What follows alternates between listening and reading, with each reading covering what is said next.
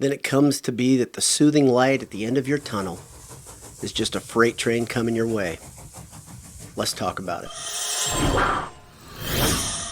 Mom, thanks for watching. That wasn't my poetry. That was from Metallica, No Leaf Clover. And what I wanted to do, I thought this was an especially poignant line of the song.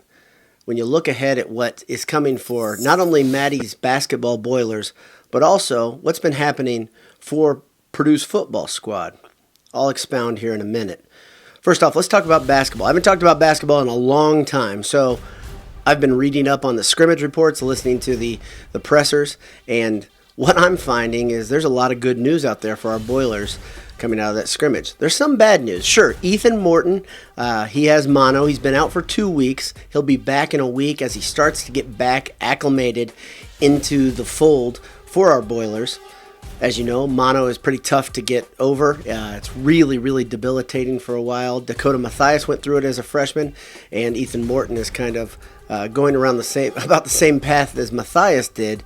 Morton will be back in not too long, but in the meantime, Purdue is short at point guard in practice. So they had Eric Hunter, of course, running point, which we've seen before. Then Eric Hunter bruised his knee in the scrimmage. It looks like he's going to be okay. There's no major damage, but a bruised knee bone is pretty painful. So then Jaden Ivey came in, ran point in the last scrimmage, and he looked damn good doing it. A lot of people said he had his best scrimmage. Painter said it might be his best outing for the Purdue Boilermakers this year, meaning his best practice scrimmage, whatever you want to call it. So he rose to the challenge, which is really, really good to see. But he wasn't the only one. There's some other really good news out of that scrimmage.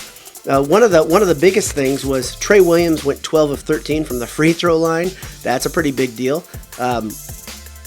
Williams had a bit of I don't know if you noticed, had a bit of a struggle from the free throw line last year. And if he could get that part of his game down, that could mean a lot of problems for the opposition.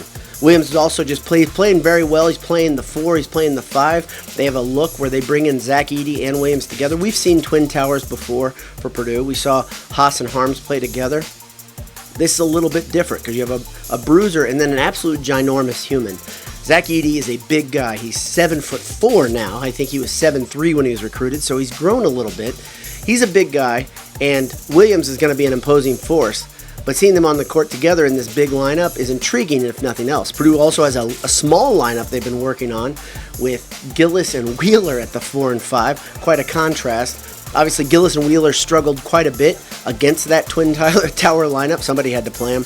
But Edey has not just been a novelty act, not just been a guy who's a work in progress. In fact, he's scored a lot. He's scored consistently. They're having a hard time staying in front of him. He's deceptively quick, is what Trey Williams and other people are saying. It's pretty noteworthy to hear Edey is really pushing Williams a little bit, and it looks like you have a 1-1A type situation with him coming off the bench. He provides obviously a different look, a different type of game, but he's playing really well, and he's averaging around 10 boards per scrimmage when Purdue plays against itself in a more formal setting. That's good to hear. Another great thing to hear, of course, is that Aaron Wheeler is knocking down shots. We've been down this road a little bit before with other players. We've heard, this guy's gotten a lot better with his J. Remember, Wheeler had that dip last year, went through long periods of time where he didn't really hit his shot and he wasn't very confident. Hopefully he's got it between the ears, really. I think the guy can shoot, but it all comes down to how he feels about his game. But it's good to hear reports that he's hitting shots. Gillis, he hasn't played basketball in 2 years, which is a long time. He was injured during his senior year, then he redshirted. So he's gotten his legs under him. He had some problems with his lungs this summer. He's back up to 100%, which is great to hear. But he's only 6'6", and he's playing the 4. He's a very physically imposing guy. They say very strong, very hard to get around once he gets low and starts blocking people out, and he attacks the glass. This is a great thing when you look at roles and how each guy falls into place with a new lineup, a very new look Purdue team next year. Gillis is going to have his spot. He might be starting right away, especially in different situations. He sounds like he is a perfect fit for what Purdue fans like to see. Hard-nosed guy who can really go after a lot of people. He's guarded everything from the 1 to the 5 in different situations and scrimmages and practice. so he's pretty versatile.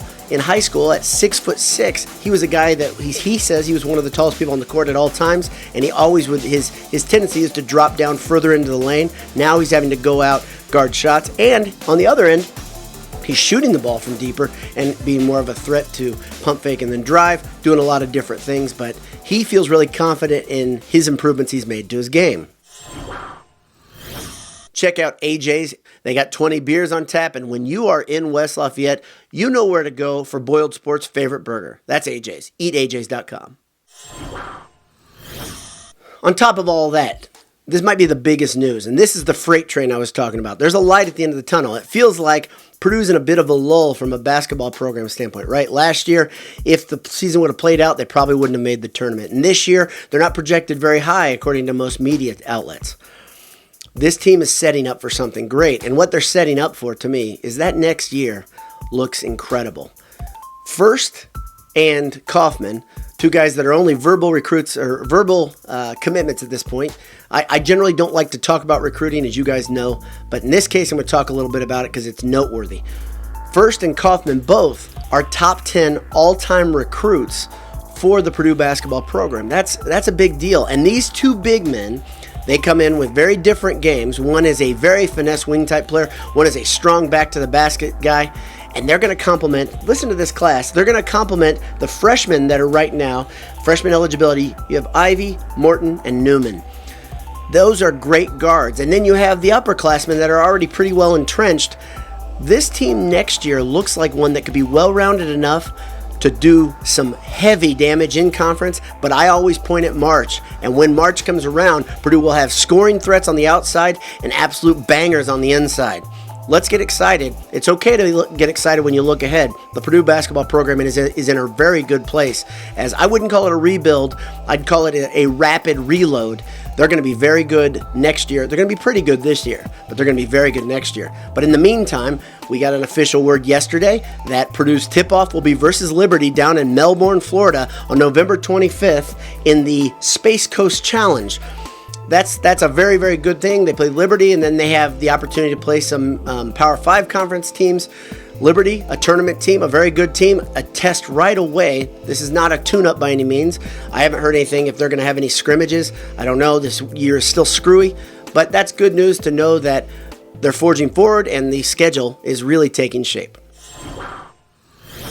Our friends at Martin Vintage are a family-owned Purdue business, and if you're looking for Purdue gear, go to martinvintage.com right now. They've got a brand new sweatshirt that's got the old Block P on the sleeve and the old Pete swinging a hammer on the front. I love the retro stuff.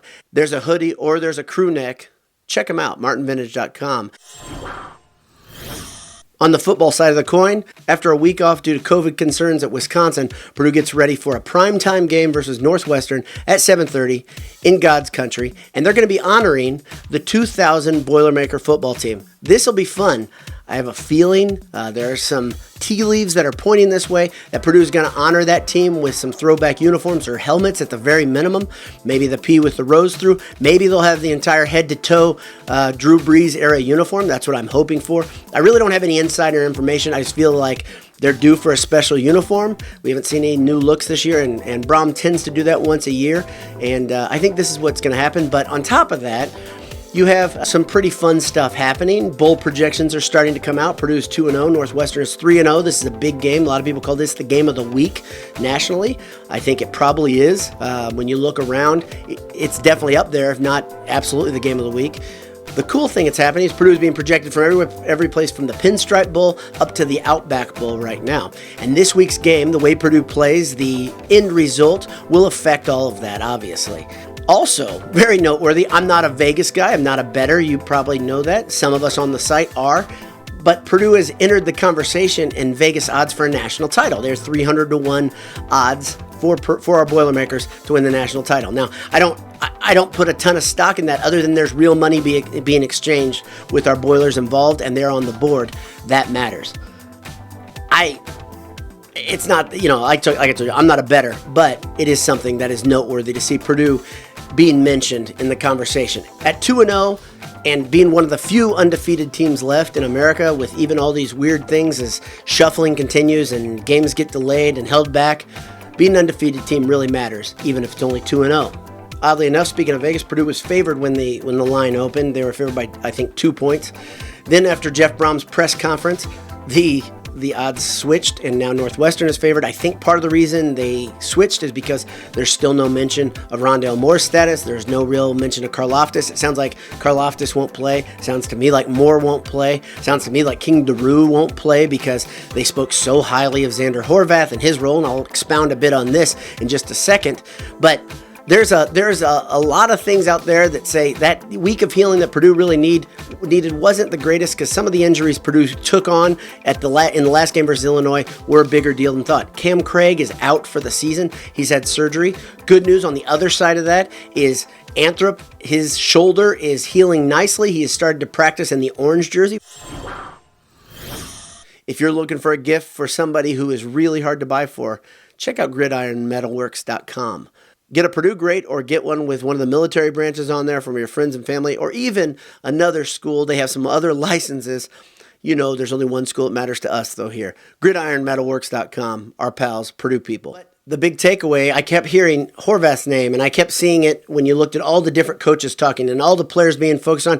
Zander Horvath is an important and integral part of this Purdue team, obviously. Brom said he's going to need to continue seeing good things from Horvath because he's so important and there's nobody behind him. Hewitt's not ready. Armour's not ready. And Tariq Murphy, maybe due to some of the problems off the field, isn't ready as well. But hopefully they're all inching closer and closer to getting on the field and spelling Horvath. Like I said in my last QuickCast, that's going to be really, really important for him and for the program to have another option. But he's been very, very important. And Coach Barclay talked a little bit about why this guy's so special. He talked about the arsenal of moves he has, his ability to run a 4.5 second 40, his ability, he has a 40-inch vertical, measured vertical. And then on top of that, he said he's the guy that opens and closes the gym. He doesn't skip leg day, as you can tell. Zander Horvath is a big guy. Zander Horvath is a strong guy. And one thing that Coach Barclay talked about, if you don't know, Coach Barclay is the running backs coach. He talked about the ability for all running backs in the stable to be able to make one guy miss, to win that one battle, and how important that is for the extra yards. Well, if you watch the film, which I've already watched the Illinois game twice, Horvath generally takes 3 or 4 guys to get him down. And at the end of the game, all the coaches from Brom to Barclay talked about how much of a difference maker it is to have Horvath there bruising and continually punishing those defenders, whether it's first, second, or third level. One problem that Brom has right now, he says Horvath dances a little bit too much. And so that's understandable that Brom wants to see that first move to be straightforward downhill running, and then afterwards when he gets in the second level, maybe he does something a little creative. But at the same time, that second level and that third level, I like Horvath's odds a lot when it comes to one-on-one tackling. So while we didn't hear the good news we wanted to hear about Moore, he hasn't been completely ruled out, but I can't wait for Saturday evening. Purdue will face Northwestern at Ross-Ade Stadium. Should be fun. Northwestern is ranked, and Purdue has an opportunity for the first time since 2007 to get ranked, I think, with a victory over Northwestern. Last year, Aiden O'Connell led the Boilers to a game-winning drive that ended with a field goal and a victory over Northwestern up in Evanston. We'll see what happens this week, this Saturday night in God's country. Thanks for tuning in. Have a great day. God bless you. Hammer down. BS all the time.